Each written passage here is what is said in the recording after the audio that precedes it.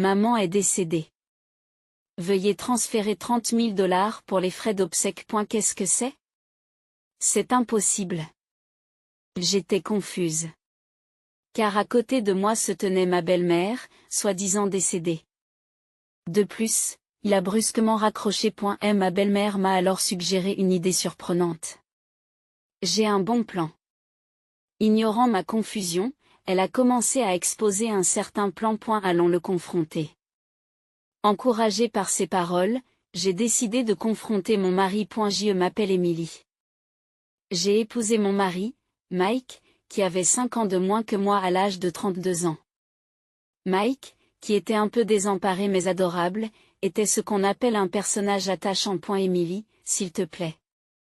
Chaque fois qu'il souriait et demandait, je ne pouvais rien refuser. Même si sa nature un peu négligente était un défaut, sa présence égayait toujours l'atmosphère et faisait de lui un créateur d'ambiance. En revanche, ma belle-mère, Martha, était très directe. Nous ne vivions pas ensemble, mais elle avait une aura un peu intimidante.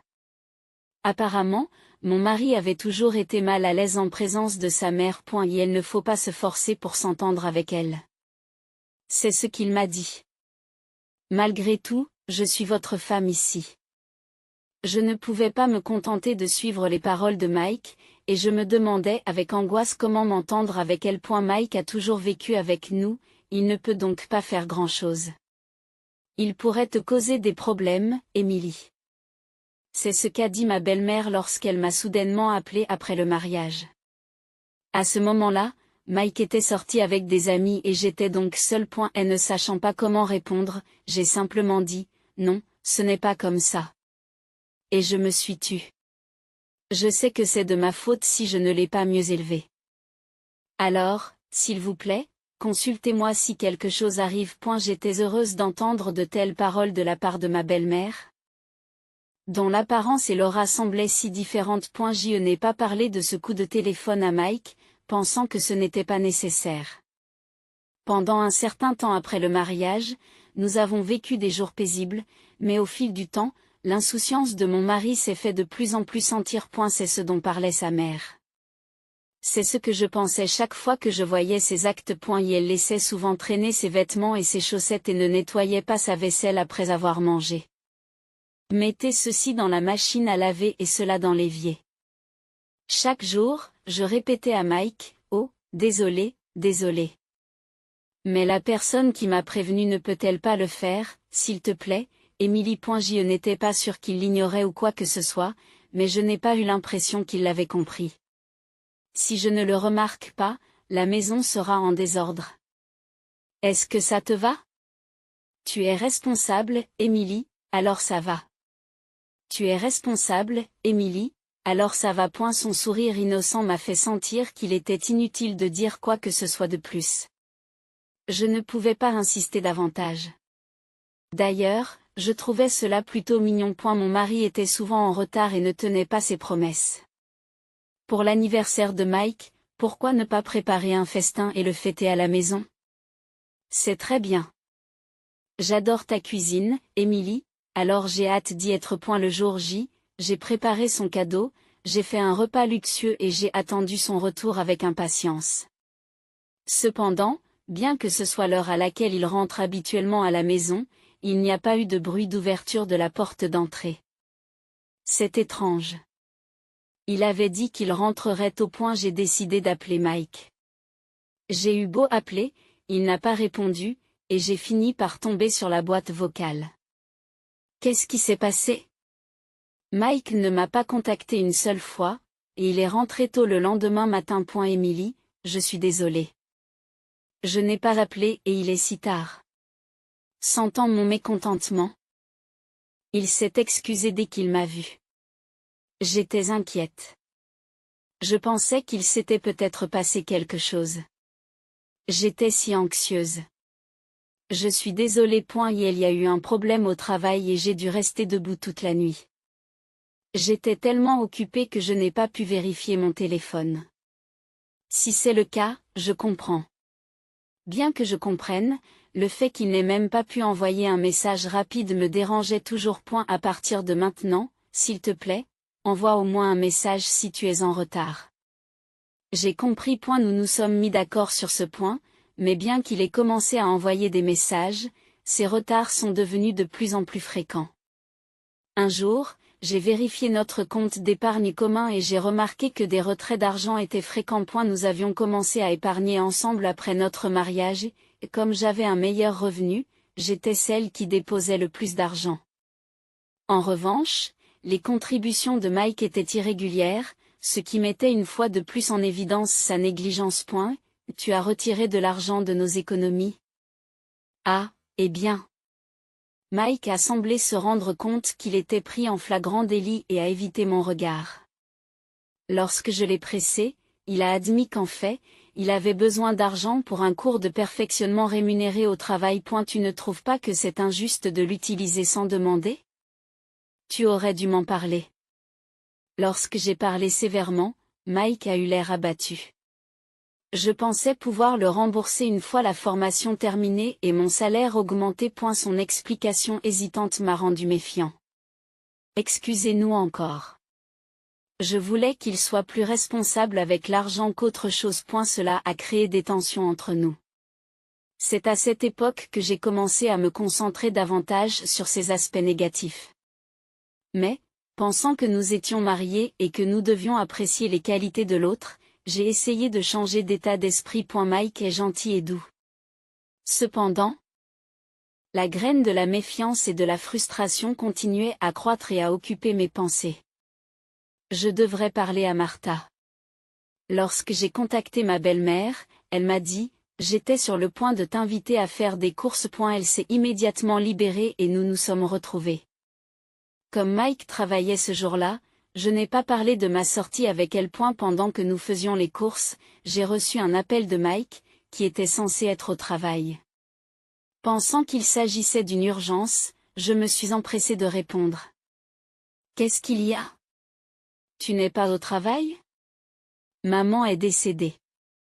S'il te plaît, transfère 30 000 $ pour les funérailles. » Qu'est-ce que tu veux dire? Qu'est-ce que tu veux dire?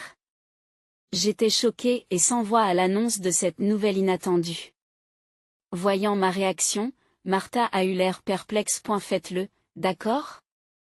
Il a dit et a raccroché brusquement. Alors que je restais bouche bée, ma belle-mère m'a demandé « Qu'est-ce qui ne va pas ?»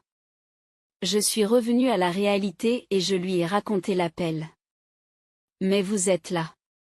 Serait-ce une arnaque? En pensant cela, j'ai vérifié le journal des appels, et c'était bien de Mike qu'il s'agissait. J'étais encore plus confuse et j'ai décidé de le rappeler. J'ai attendu un moment. Puis, elle a pris mon téléphone. J'ai une bonne idée. Donnons-lui 30 000 $. Qu'est-ce que c'est? Martha a dit quelque chose de surprenant et a commencé à discuter d'un plan avec moi, malgré ma confusion. J'y vois. Confrontons-le. C'est ainsi que notre plan a commencé. En attendant que mon mari rentre à la maison, j'ai préparé les 30 000 $ qu'il m'avait demandé. Tu n'as pas encore préparé l'argent? J'ai besoin que vous le transfériez rapidement. 2 heures après le premier appel, Mike rappelle, l'air impatient. Désolé, c'est un gros montant. Je ne l'ai pas encore reçu. Je devrais l'avoir d'ici demain. Je l'ai. Assure-toi de le faire. Je ne serai pas à la maison ce soir parce que j'ai rendez-vous avec l'entrepreneur de pompes funèbres. Une fois de plus, il mit fin à l'appel de façon abrupte. Malgré mes inquiétudes, j'ai repris mes préparatifs calmement. Le lendemain, dès que mon mari est rentré, il s'est précipité vers moi. L'argent est-il prêt? Il n'arrêtait pas de poser des questions à ce sujet. Quelqu'un en qui j'ai confiance l'apportera plus tard, ne vous inquiétez pas. Je ne peux pas encore le dire. Mais d'abord, il faut qu'on parle. Je me suis tournée vers Mike, le regardant sérieusement. Il me regarde avec méfiance. Qu'est-ce qui a causé la mort de ta mère? Je veux la voir et lui dire au revoir. Émilie, tu ne devrais pas la voir. C'était un accident, et son état est très mauvais. Tu serais choquée. Mais je dois assister aux funérailles en tant que belle-fille. J'ai eu beau dire cela, il a continué à insister sur le fait que je ne devais pas le faire, sans donner de détails. À ce moment-là, la porte entre le salon et la pièce adjacente s'est soudain ouverte. Dites-moi dans quel état je suis. Et ma belle-mère se tenait là. Maman? Émilie, que se passe-t-il? Waouh, Martha. Tu es revenue à la vie. Pendant que je faisais mon numéro de théâtre, Martha s'approchait lentement de Mike. Voici 30 000 $. Je n'aurais jamais pensé payer mes propres funérailles de mon vivant. Elle lui tend une lourde enveloppe, les yeux pleins de larmes. Oh, merci. Je me suis dit, comment peut-il être aussi stupide, mais je l'ai gardé pour moi. Martha a également détourné son visage de Mike pendant un moment, étouffant probablement un rire. Au fait, tu as utilisé une bonne photo pour ma photo commémorative, n'est-ce pas? Oui, c'est vrai. L'intensité de son regard fait reculer Mike. Martha, ne serait-ce pas bien d'avoir une photo claire comme celle-ci? J'ai rapidement tendu une photo. Oui. Une photo où mon visage est clair. Attendez, ce n'est pas Mike?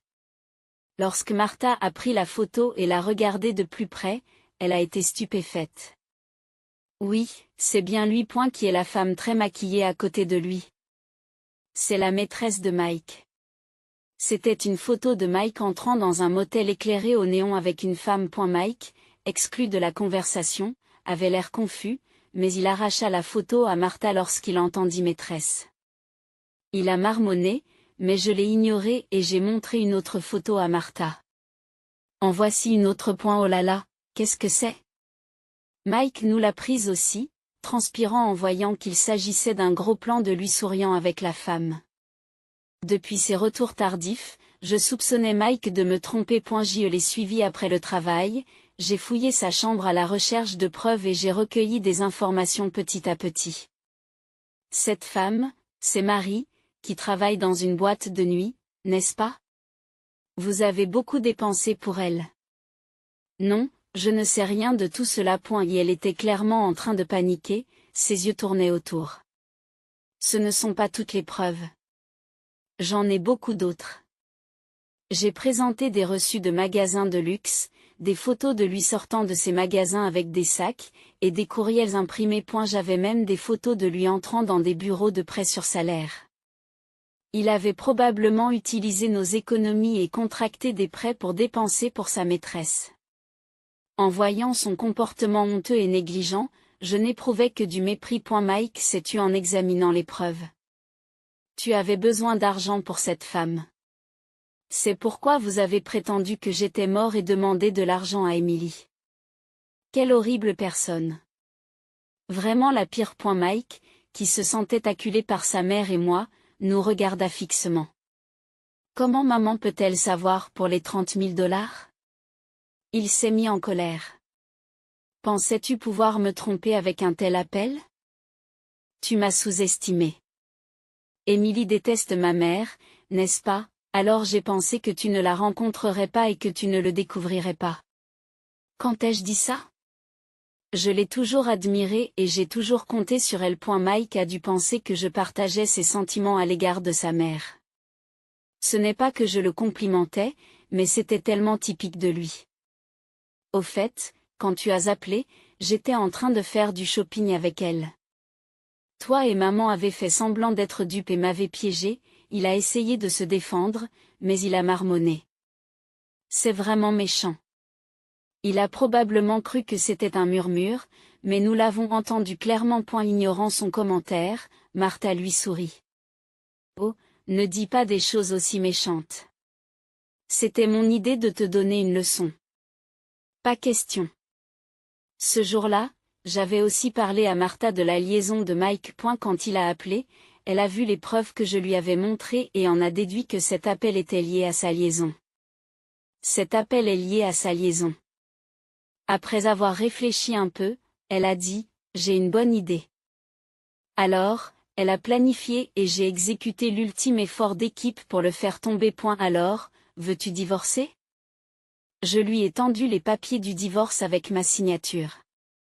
Et je demanderai une pension alimentaire. Il a baissé les yeux, puis a soudain relevé la tête. J'utiliserai ces 30 000 $ pour la pension alimentaire. Ensuite, j'épouserai Marie. Déclare-t-il triomphalement. Cet argent ne t'appartenait pas au départ. Il me tendit à contre-séure l'enveloppe de sa mère. Je préfère encore une jeune fille mignonne. Tu n'es qu'un portefeuille ambulant. Il n'y a rien d'autre de bon chez toi. Ces paroles grossières m'ont rendu furieux, mais j'ai souri comme Marthe. Tu peux avoir cet argent en tant que règlement de propriété. C'est vrai? C'est génial. Il a serré l'enveloppe contre lui. Mais la pension alimentaire est séparée. J'attends votre sincérité. Il a semblé décontenancé par ma réponse inattendue. Je vais payer. Marie va m'aider, je vais donc me ressaisir rapidement. Il grimace, imaginant son avenir avec sa maîtresse. Pour lui porter le coup de grâce, ma belle-mère et moi avons échangé des hochements de tête silencieux. Mike, désolé de gâcher ton plaisir, mais tu peux écouter ça? Qu'est-ce que c'est? Ma belle-mère a sorti son téléphone de sa poche et a commencé à diffuser un enregistrement. En l'entendant, mon mari a semblé très confus et a dit, « Attendez, quoi ?» C'était la voix de sa maîtresse, Marie. Pendant que je préparais l'argent, ma belle-mère était allée à sa rencontre. On entendit Marie dire, « Mike est beau, mais il est avare et radin. » Le tout suivi d'un rire nasillard. En outre, Marie a déclaré, « Je ne savais pas qu'il était marié. » L'alchimie physique était bonne, mais un type qui trompe est le pire. Le visage de Mike est devenu pâle et il s'est mis à trembler en entendant ces paroles. C'est un mensonge. Marie ne dirait pas de telles choses. Maman a dû la forcer. Ce sont ses propres mots. Et ce n'est pas fini, alors écoutez jusqu'à la fin. Ce n'est pas tout. Peut-être qu'elle fait semblant et qu'elle va m'avouer son amour. Ces pensées naïves nous ont fait sourire, ma belle-mère et moi. Voyons voir. Tenez, c'est pour vous. Pendant que ma belle-mère reprenait l'enregistrement, Mike attendait avec impatience le soi-disant aveu d'amour. Mais ce qui est sorti du téléphone, c'est « Je rentre chez moi pour trouver un homme riche par l'entremise d'un entremetteur. » L'expression de Mike changea radicalement à ces mots. J'ai dû étouffer mon rire. C'est la réalité. Tu as compris, c'est différent de tes fantasmes. Les yeux de Mike se sont remplis de larmes lorsque sa mère lui a asséné le coup de grâce. Maman, ce n'est pas vrai, n'est-ce pas? S'il te plaît. Dis-moi que ce n'est pas vrai. Je te le répéterai autant de fois que nécessaire. C'est la réalité. C'est la réalité. Et si tu venais avec moi pour te marier maintenant et la convaincre, es-tu stupide? C'est fini. Pleurer auprès de sa mère n'a servi à rien et elle l'a interrompu brutalement.